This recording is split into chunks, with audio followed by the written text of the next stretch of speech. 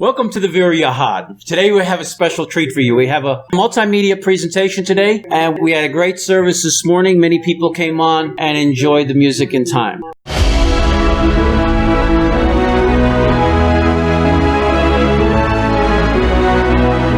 You are about to experience Jackson Snyder Presents. Direct from the Vero Essene Yahad, a Hebrew Nation radio original program.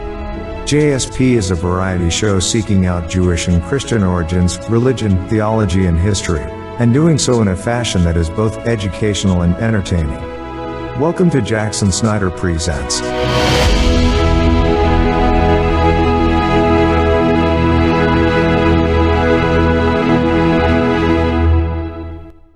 We had Art Wolfenson who did the preaching.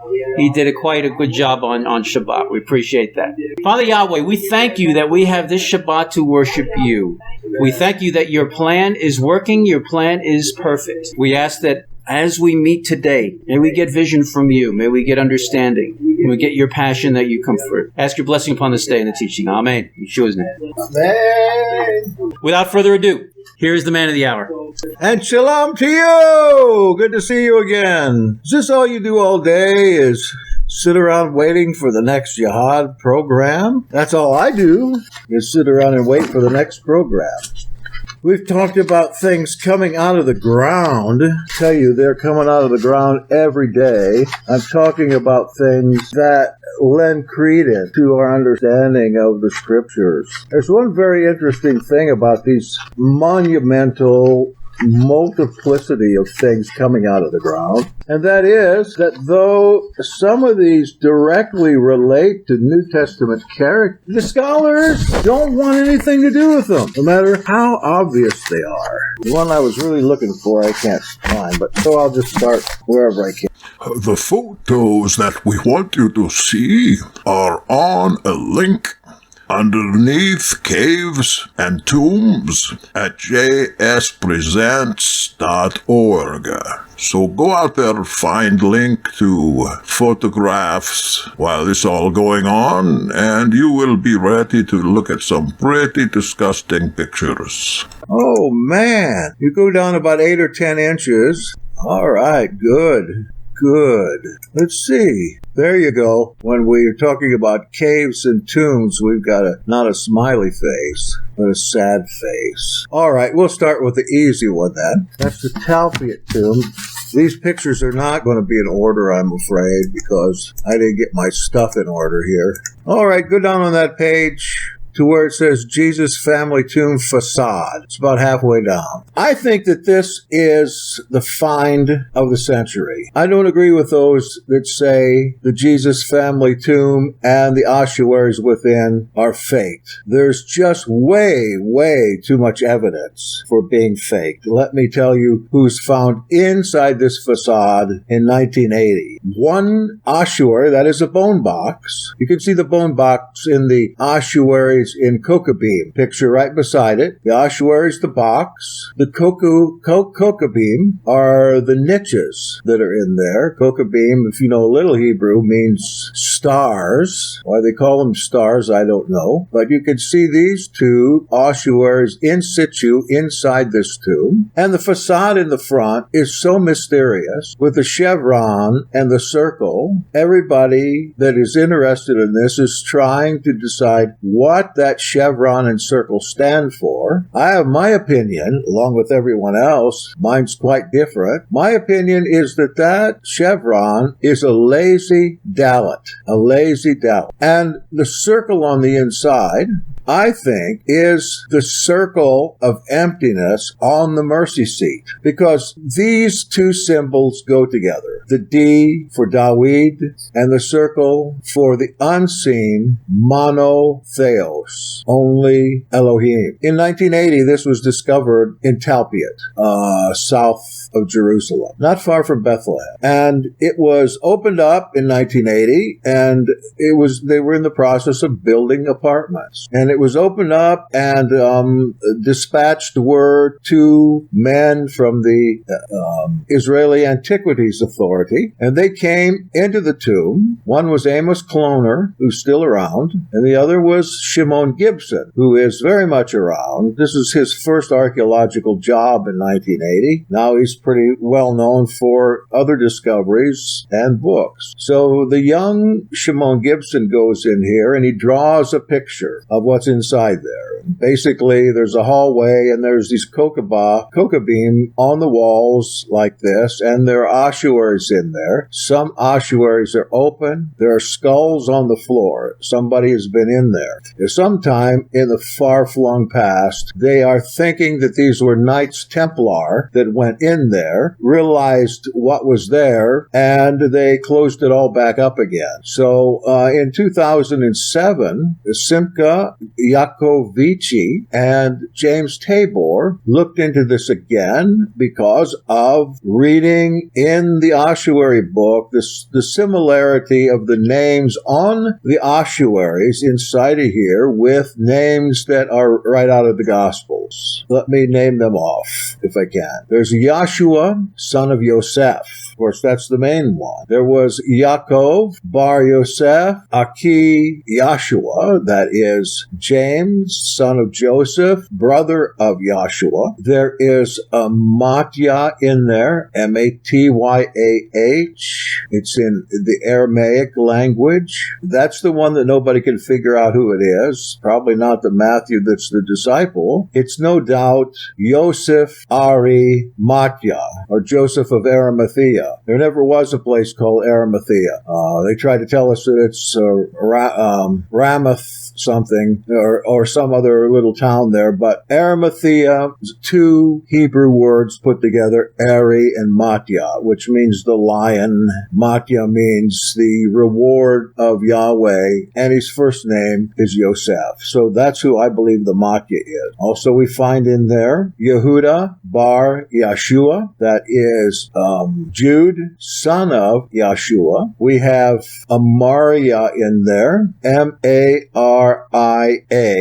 That sounds like Maria, but it's an Aramaic word, Maria. It's a person's name. It's also the name that the Aramaic believers used for the sacred name. Maria means Master Yahweh, but it also means a woman's name. It might be compared to Miriam in Hebrew. It's Maria in Aramaic. That name is in there. There is another celebrated ossuary in there, and it is labeled Mariamene He Mara. It's in Greek. Mariamene He Mara. That means Mariamene, the master. Mara is master, but it's feminine. So we're talking about a Mariamene that was a master teacher. Now, who is this Mariamene? We find out from a text called the Acts of Philip, which I believe is an authentic text. I have translated it and rewritten it so you can hear the Acts of Philip. And in that book, Philip has a sister named Mariamene, and that Mariamene corresponds with the one we call Mary Magdalene. So we have, in the Egyptian tradition, Mary Magdalene, who was a master teacher. Her missions that we know of were to Hierapolis in Greece, in Anatolia or Turkey. She was sent from there to the Jordan River to bathe, and then from there she went to Egypt to teach. And in the Egyptian Gospels, she has a very prominent place as the main disciple, not just a woman that hangs around. And in the Egyptian Gospels, we also have a continuous argument going from text to text between Kepha and Mariamene. Kepha in those texts is a very jealous person. He thinks that women have no place in that kind of ministry and that women were better off never born. He actually says that in the Gospel of Thomas. So there's a running problem between Kepha and Mariamene, and this is reflected both, and her name is reflected both in the Gospel of Philip and in the Acts of Philip. One's a Gnostic work, work. The other one is an Orthodox work. Might as well, while we're looking at these ossuaries, we'll go on down, but consider those names put together. And I know I'm missing somebody. Oh, yeah. No, wait. Am I missing anybody? I don't think so. Oh, yeah. One more, very important. It was marked Yose. We read in the Gospel of Matthew that there was a brother named Yose, which is like Jose, spelled the same way. And that brother was probably the youngest brother of Yeshua. And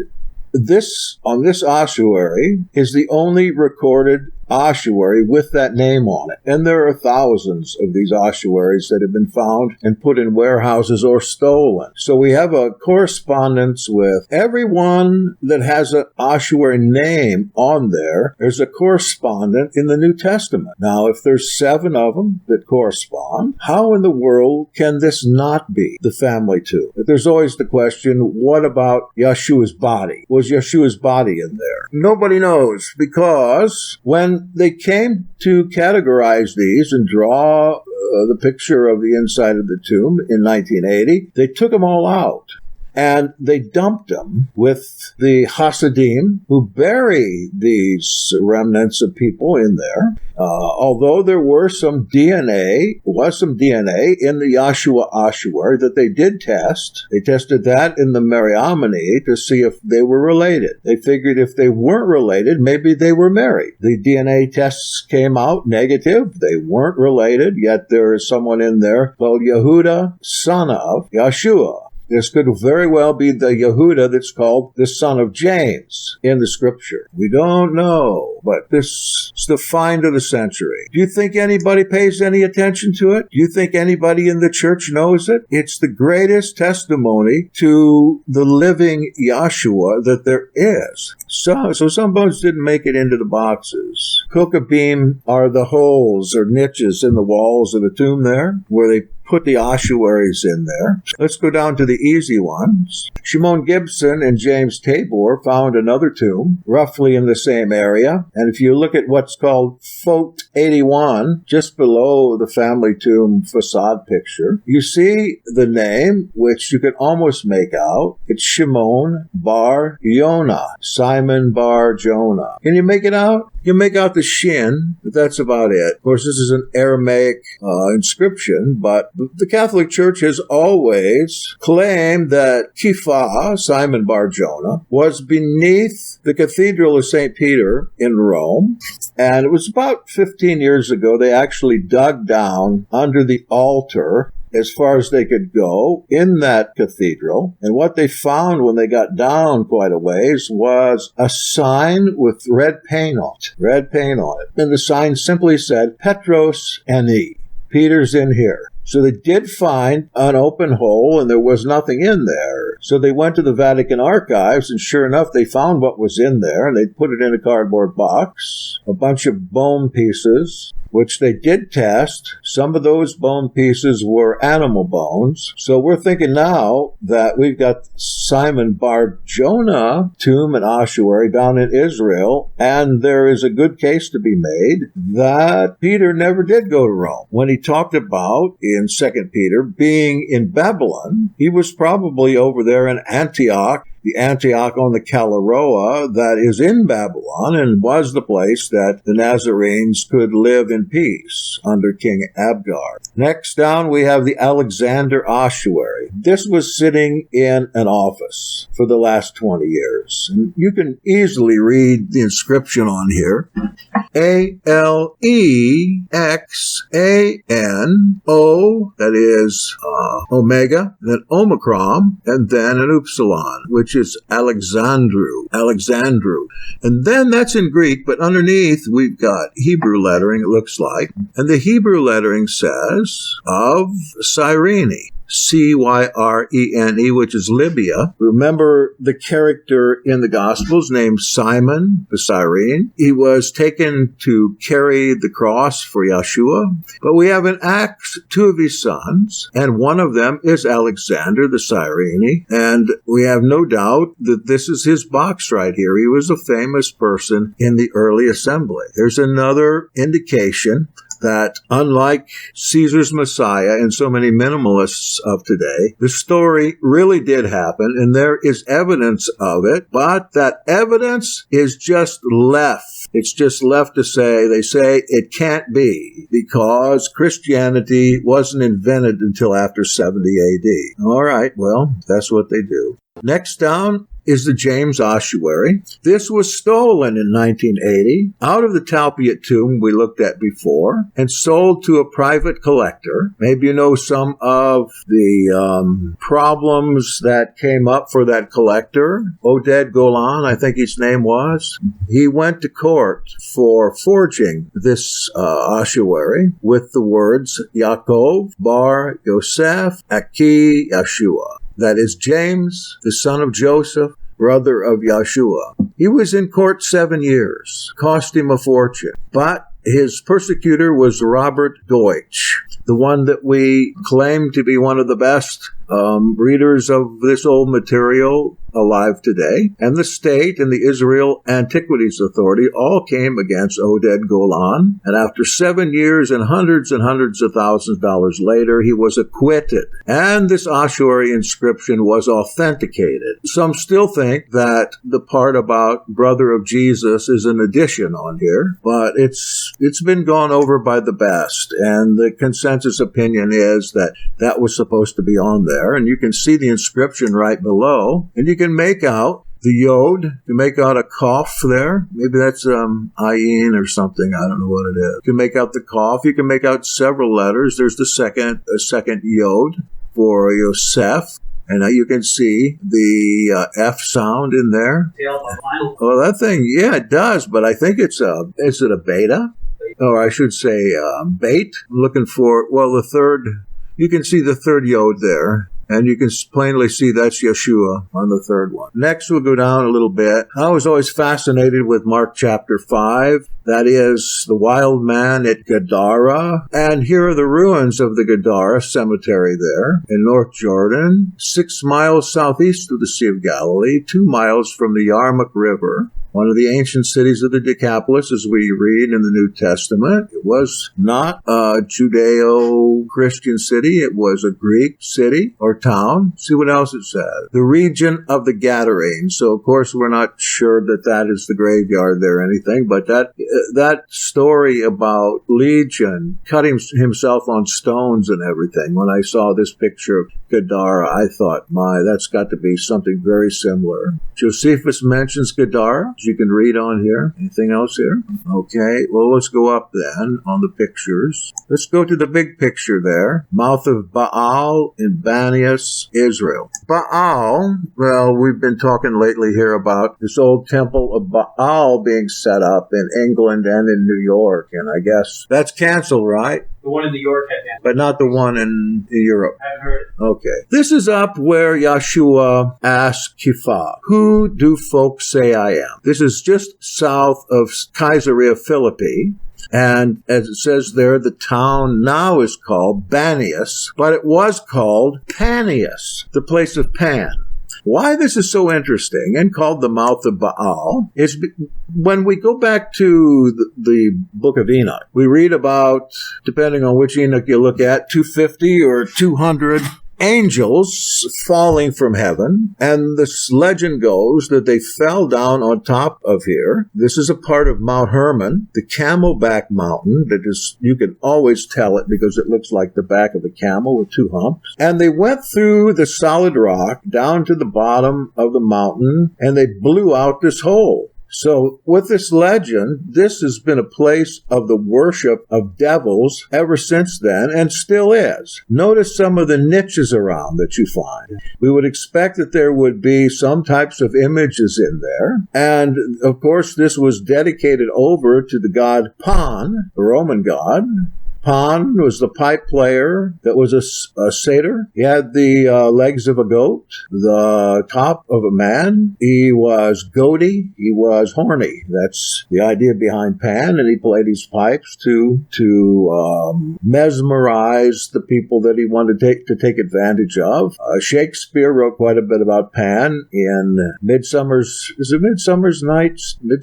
Dream, or Midsummer, or is it in The Tempest? I can't remember which. If Marcille was here, she'd tell us. Is she here? Marcille, are you here? She's not here. She's the Shakespeare expert. England still planned for May Day. Beltane, good place to pick up something unclean, definitely. Temple of Dogs. Oh, I see, yeah. No, I couldn't find 4Q541. Joshua, if you have it, please send it over. Send me a copy of it. The DNA testing was done in Arizona. I can't tell you where. It's secret. But there are some easy books on this that we have in the library. And we've got a video on the lost tomb of Jesus. Yes, Chad, I don't know what to say, but that tomb this is just too much. The odds for it being the family tomb, I think the highest ones calculated were 1 in like 60,000. If you figure in all factors, there's only one chance in 60,000 that it's not the tomb of the family. Yet the statistics don't say anything to these scholars, especially the Christian scholars. I also have books here trying to debunk this, but they just fall short. C.S. Lewis's Pan? Oh, yeah. Yes. Mouth of Baal. I was up there, but can you understand the significance of Yahshua asking his disciples, who do people say that I am at this particular place and all this worship? Now, here's an artist impression of what this looked like in the time of Yahshua. So they've got facades over these cave holes. Lots of people around there worshiping. They got a place here between the two buildings where they can do little sacrifices and stuff. And this mountain, this part of Mount Hermon, it's got a lot of caves in it, and all of them have this kind of entranceway at that time. Way up north, mass execution in Greece. Now, that's see if I can find the paper on that. Sorry to be stumbling around here. I must have printed off 100 pages here. Way too many. But they'll make good reading. Oh, by the way, this looks interesting. I just will read this. Concerning the Talpiot tomb again, the Jesus family tomb. The writer of this long article on it, that is, Tabor wrote the article that I'm looking at. In terms of Christian faith, I'd also maintain that belief in the resurrection of Jesus does not have to be understood as a literal flesh and bones event with Jesus ascending to heaven as a physical being. I understand it as a physical event because I believe the creed, the resurrection of the body. There's every denial in the Gospels, and some were taken out, that it is a spiritual resurrection. It was a physical resurrection. There was a place in John where a sentence was taken out when Thomas puts his finger in the side, and the Gospel had Jesus saying, "Put your finger in my side, see that I'm not a bodiless demon," or a ghost, "See that I'm not a ghost." And he goes down and eats fish at the edge of the lake. That was another sign in those days. They thought that ghosts could not eat, and he's fixing fish and eating fish for that purpose.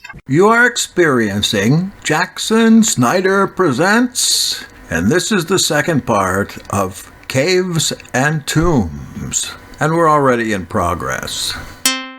And so that's pretty interesting. Tabor wrote a whole book about resurrection, and for him, all resurrection is spiritual. No, I didn't put it up. It's a Tomb of Philip. You can look it up. Just put in a search engine, Tomb of Philip. It's worth finding because there, as I mentioned, there's a text called the Acts of Philip. This is a text that I have worked with and redone. I call it the Amelioration of Hierapolis, and it's on the jspresents.org site there. 45 minutes talking about this.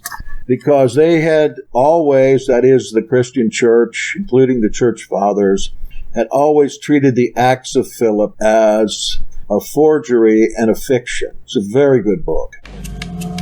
You have been listening to Jackson Snyder Presents on Hebrew Nation Radio.